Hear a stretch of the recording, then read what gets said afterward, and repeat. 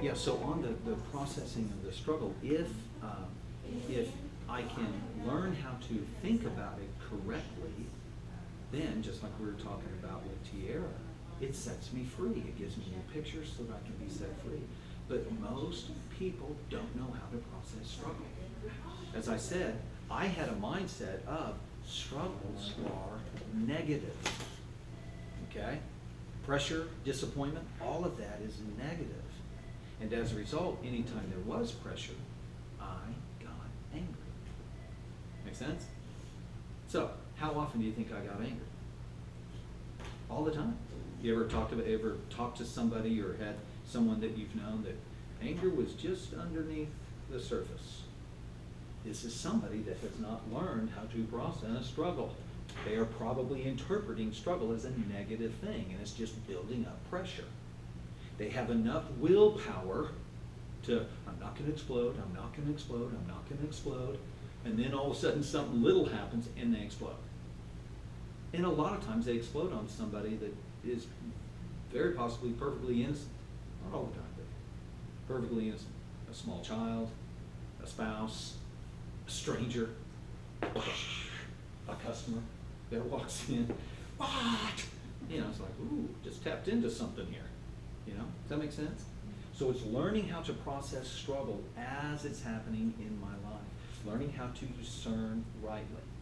So, when it came to this point of your wheel, how many of you guys had scores, had numbers that were lower than where you would like for them to be in processing struggle? Okay? So, this would be an area that we want to take a look at. All right? Are there some struggles today? Were there some struggles in the past that I still need to process? And that's where this storyboard that we put together is really wonderful, because it identifies some specific things that I probably just need to go back and process through, you know? And so, at age 27, 28, I process through them. I go, oh, freedom, this is awesome. But when I get to age 38, chances are pretty good, I'm gonna get another opportunity, all right, to process at a greater measure. And when I'm 48, I might need to process a little bit more, and when I'm 58, and so on. So I'm constantly getting freer and freer as I'm growing and growing. But if we don't see life like this, if we see life more as a line from A to B, then I hit this thing right here, I've got to process that. Okay, I'm done processing it. I get to keep moving forward. But then all of a sudden, I hit it again. And if I'm not careful, I'll interpret that as I'm all the way back here again. I thought I dealt with that. Evidently not.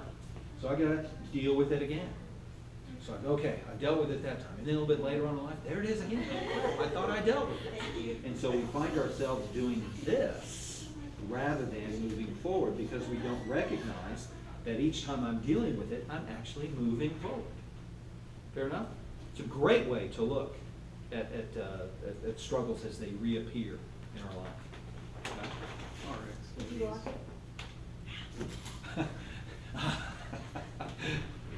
And then finally, our last piece here is reconciling pain. Okay? We'll get in a moment.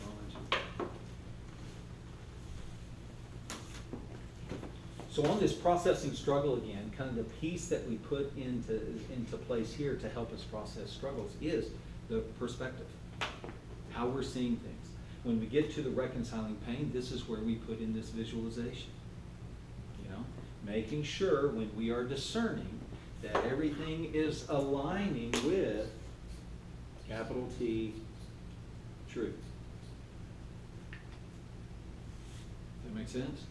So, once again, when it comes to processing pain, this is where this storyboard comes in so handy, because it just lets us know, oh yeah, this is probably something I need to spend a little time on.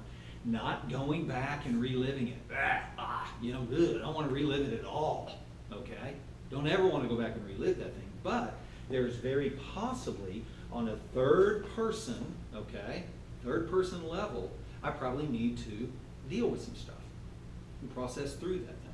Align it with capital T, truth, and go, oh, wait a minute. What I've been believing about myself because of that situation is a bunch of crap. I need to align with the capital T truth. So, Lord, in this visualization, I'm going to give you what I've been thinking, which has not been healthy for me. And I want to take up this capital T truth. And I create new pictures to create new beliefs, which create new actions in my life and new results. It's funny to see what, so, you know, when we gave him our burden, he gave us something back. Mine was an iron walking stick. And it's so funny to see that thing show up in just different situations, and you know, it'll just be that walking stick. Just in my head. Like, oh, yeah. Very okay. interesting. Yeah. Very interesting. Do you understand what the iron walking stick is all about? Yeah, absolutely. You do? Beautiful. Beautiful, because it's very common for people to get pictures and go, what the heck is that? I don't know, but it keeps showing up, or what the heck is going on, you know? But again, there is biblical precedent through that several times where people would have dreams, people would have visions, people would hear from the Lord, and they go, what does that mean? What am I supposed to do with this? You know? And I've always encouraged people, while you're in the midst of that visualization and you have God, you have Jesus right there with you, ask Him. Hey, you're showing me this. What am I looking at? What does this mean? What's going on? You know? Yeah, what is this? I mean, John does that all the way through the book of Revelation. He's going, I've seen this. Tell me what I'm looking at. You know, what does this mean? This thing that I'm looking at. Does this make sense? Yes, but I have a question. Sure. Well, there's so many that, you know, my numbers are low on all of them, to be honest, and kind of suck. But I don't, like, what is the most important spot to start? Sure. To help? Is it to start with your identification and then what you're passionate about, and then making sure that you know what your story is, and then going through processing, or I don't know where to start. I have a great answer for you. Okay. First of all, though, let me address what you just said. All right? Scored low on so many of them, which sucks. Okay? I've got to address that. Okay. It doesn't suck. You know. Now you know. So much room for improvement. Now, no, it's not necessarily that. It's just that, okay, now I get it. Now I am seeing things. That is a good thing, even though the things that you're seeing aren't necessarily what you wanted to see. Yeah. I now know. This is great. I need to be doing cartwheels. It's like, okay, I wish I didn't see all that stuff, but now I do. So first of all, I just want to address that thought that it sucks. Because it doesn't. This is a great thing that you now see them for what they are. Okay, so I just want to encourage you with that. It's a good thing that you now have discovered. Now, where do you begin? I don't necessarily think that this is a do this first, and when you get done with that, you go here. And then when you get done with this, you go here. I think it's all going to happen all at the same time. I'd rather tell her before she gets kids out that we're. You know? It's all going to be going on at the same time. You'll find that, oh, I want to make this decision, but it's really hard for me to make this decision. Why is it hard for me to make this decision? Well, because of the way that I see myself. I could never do that. Why can't I ever do that? Because I haven't reconciled a pain. I haven't reconciled something in my life. So I need to reconcile so I can get a new picture of myself, so I can make that decision, so I can take that action. Yeah. Doesn't that make sense? Yeah. So we just live life. We don't stop life. This is really good stuff. I haven't put this together before. We don't stop life and go find ourselves. Okay? You will find yourself in the midst of your life. Yeah. Well, how does that work? Well, you get out there and you get confronted with pressure and decisions that you need to make. And you realize, oh my gosh, I don't know how to make that decision. Why? Why am I not able to make that decision? Do a quick little visualization. Oh man, I see what's going on. I'm looking at myself all wrong. Crap. I need to process that thing. Once I process, get a new picture, then I can make a decision and take action. Yeah. People come up and say, hey, do you want to volunteer for this? No. How many of you guys ever been asked to volunteer for something? Yeah. And in the midst of being asked for volunteering, you're going, I should probably say yes, but I really don't want to say yes. Yeah. You know what I'm talking about? Mm-hmm. And if I say no, that'll be a bad thing. You know what I'm talking about? Got to get rid of that. We have to be so strong in our identity and our drivers in our story that when people come up and say, hey, do you want to do this? No. And promise me you don't want me to do that. Because that's not who I am. Now, if you have a need in this area, I can help you. I'm your man. But you don't want me to come and do this. You know? I learned this as I did about 4 years of teaching kindergarten Sunday school class. I wanted to help the church. They needed that, so I said, okay, I'll do it. It was like, oh my Lord, it was terrible. Okay? Even right now at our church that we're going to, there's this thing called Love Does, and they do these work projects on Sunday afternoon where they go and fix people's houses and stuff like that. Hey, Clay, do you want to come? No, I don't want to do that at all. Is that a bad Christian? Shouldn't I want to go help people? Yes, but going and fixing things around the house, things that have to do with lumber and electric and PVC, you don't want me there, okay? Now, if it comes to teaching, training, encouraging, ministering, praying with, sign me up. I'll do that all day long, even if it comes to hospitality. So Lisa and I, we're not doing the Love Does. We're over here, we're all up in fact, we are now leading the supper club, which is all about once a month getting people together and going and having dinner. Yeah. We love that. Other people go, oh man, that'd be terrible. I don't want to do that. But Lisa and I love to do hospitality. We love that. So it's our gifting. So it's easy for me to make those decisions without feeling bad about myself. I'm a bad Christian. You know? Yeah. Fair enough? Yeah. So we just need to get to that point, or else we'll start making decisions based on emotional pressure rather than clarity of who we are. That was good. That's good. Okay? Gotta get that video turned. So, thank you for asking the question. Now, the next piece was, where do I start? And I answer that. Yeah, Okay. yeah. It's kind of everything all together. And that's why it's great to journal, to keep track of all that stuff, or you'll just forget.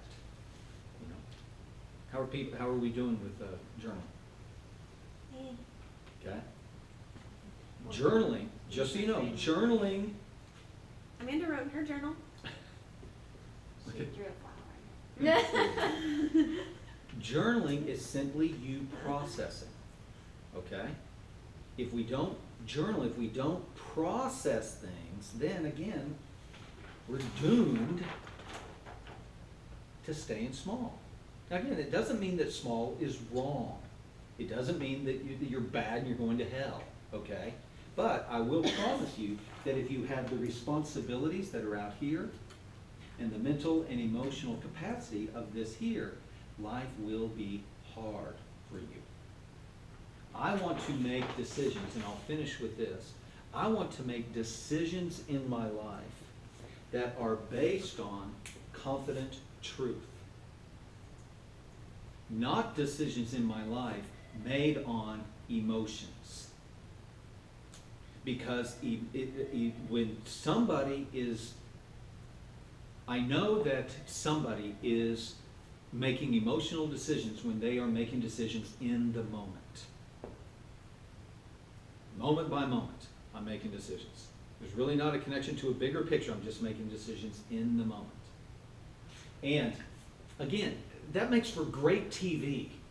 It'll bring people back every single week because they want to say, man, what's Tiara going to do next? Can you believe she, man, what a stupid person. I got to see what happens in her life. That makes for great TV, but a terrible life.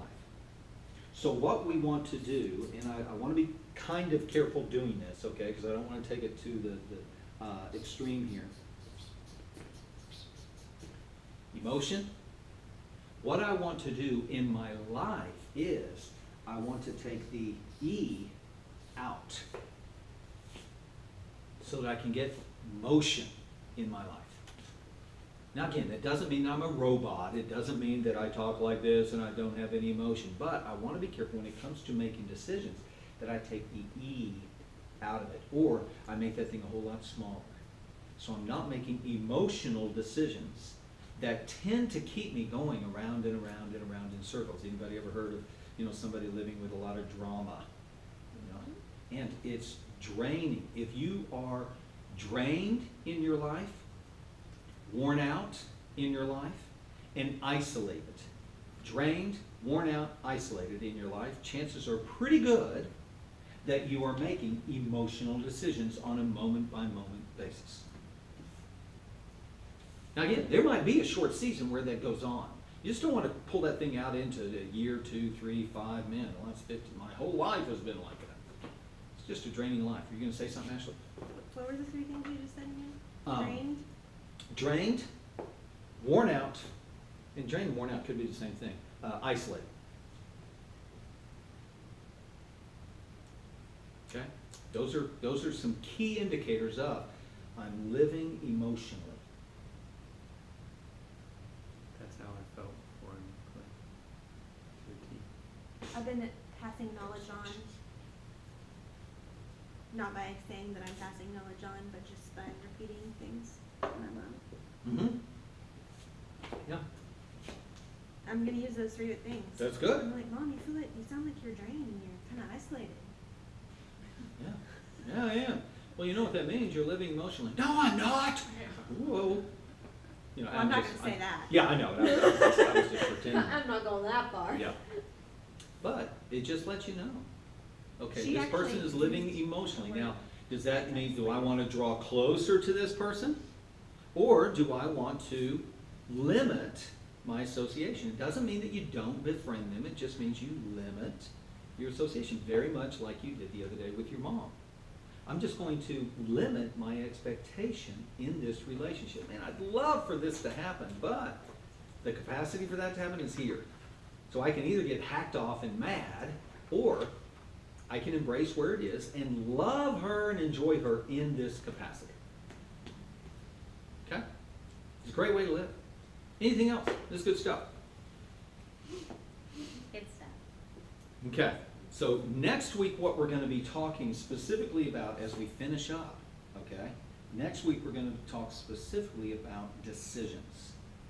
So your homework assignment for you, as you can see here at the end, is I want you to identify at least 3. It might just be 1. But I want you to identify 3 life decisions that you know you need to make, but you've been putting them off. Oh, no. Okay? No more than 3. No more than 3. But we're going to talk about next week. We're going to talk about how to make that decision. So I want to encourage you. And what we're going to do to make the decision is we're going to incorporate all of the stuff that we've been talking about in our first 7 talks. Incorporating all of that and putting it into action so I can now make a decision that I've been putting off for a long period of time. But I know that I need to do it because I just get this sense that on the other side it's going to be so much better, but what am I going to do? Okay? So that's what's coming up. Before you disengage on what we're doing here, again, be sure that you identify 3 action steps on what you're going to do with what you've learned today, what we've talked about today. It may have to do with one of these exercises.